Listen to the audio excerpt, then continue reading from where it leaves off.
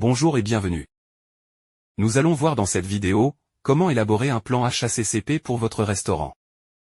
L'HACCP, Hazard Analysis Critical Control. Ou Analyse des dangers et maîtrise des points critiques, est une méthode essentielle pour garantir la sécurité alimentaire dans un restaurant. Il s'agit d'une approche systématique permettant d'identifier, d'évaluer et de contrôler les dangers liés à la production et à la manipulation des aliments. L'élaboration d'un plan HACCP suit 7 principes fondamentaux qui permettent de réduire les risques sanitaires et de se conformer aux réglementations en vigueur.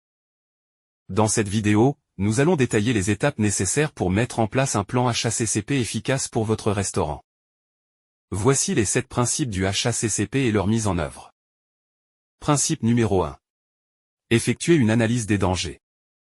L'objectif est d'identifier tous les dangers potentiels pouvant affecter la sécurité des aliments. Qu'ils soient biologiques, bactéries, virus, parasites, chimiques, pesticides, additifs, résidus de détergents, ou physiques, verre, métal, bois, etc. Comment procéder? Dresser une liste des ingrédients utilisés.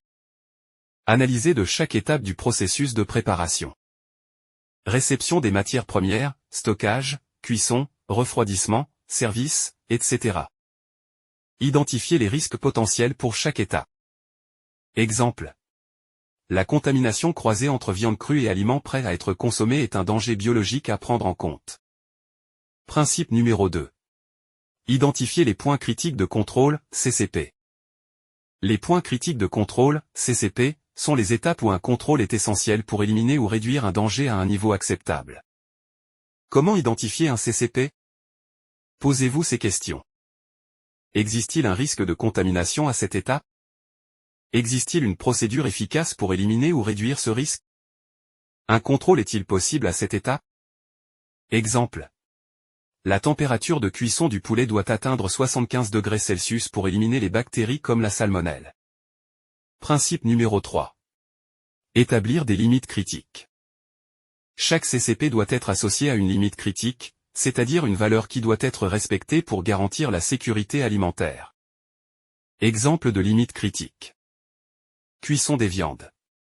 Température minimale de 75 degrés Celsius à cœur. Refroidissement rapide. Passer de plus 63 degrés Celsius à plus 10 degrés Celsius en moins de 2 heures. Stockage des aliments frais. Maintenir les produits périssables à 4 degrés Celsius ou moins. Ces limites doivent être basées sur des normes scientifiques et réglementaires. Nous avons conçu un outil formidable pour améliorer le classement de votre restaurant et augmenter sa fréquentation. Pour plus de détails, cliquez sur le lien dans la description.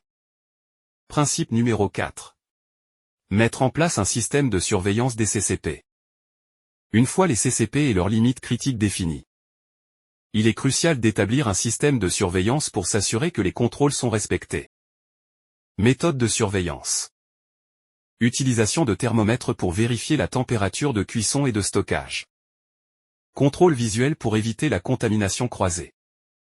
Vérification des dates de péremption et de l'état des matières premières. Exemple.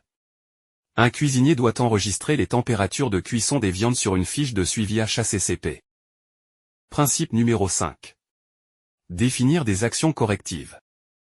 Si un CCP dépasse la limite critique, il faut appliquer une action corrective pour éviter un risque sanitaire.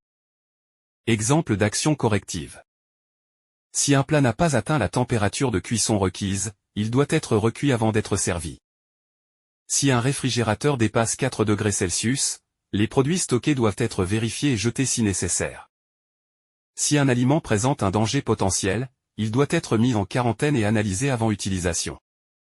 Chaque action corrective doit être documentée pour assurer la traçabilité. Principe numéro 6. Vérifier l'efficacité du système HACCP. Un plan HACCP doit être régulièrement contrôlé pour s'assurer qu'il fonctionne correctement. Méthode de vérification. Réalisation d'audits internes. Analyse des fiches de suivi des températures et des actions correctives. Formation continue du personnel sur les bonnes pratiques. Exemple. Un responsable hygiène peut organiser un audit HACCP mensuel pour vérifier la conformité des procédures. Principe numéro 7. Constituer une documentation et des enregistrements. Toutes les actions HACCP doivent être documentées pour garantir la traçabilité et être conformes aux exigences réglementaires. Documents à tenir à jour. Plan HACCP avec les étapes et les CCP. Fiche de contrôle des températures. Registre des actions correctives. Rapport d'audit et formation du personnel. Exemple. Lors d'une inspection sanitaire, la documentation HACCP permet de prouver que le restaurant applique bien les bonnes pratiques de sécurité alimentaire. Cliquez sur j'aime si vous avez apprécié cette vidéo. Élaborer un plan HACCP est indispensable pour garantir la sécurité des aliments et se conformer aux réglementations sanitaires. En appliquant les 7 principes du HACCP, vous réduisez considérablement les risques de contamination et améliorez la qualité des produits servis à vos clients. Astuce. Impliquez votre personnel dans la mise en place du plan HACCP et organisez des formations régulières pour qu'ils adoptent les bonnes pratiques au quotidien. En mettant en œuvre un système HACCP efficace, vous renforcez la réputation de votre restaurant et offrez à vos clients une expérience culinaire sûre et agréable. Merci et à bientôt. Vous perdez des réservations, tous les jours, sans le savoir. Nous vous aiderons à les récupérer. Nous avons développé un outil formidable pour améliorer la note de votre restaurant. Boostez la réputation de votre restaurant pour 14 € par mois. Prenez les devants et cliquez sur le lien dans la description.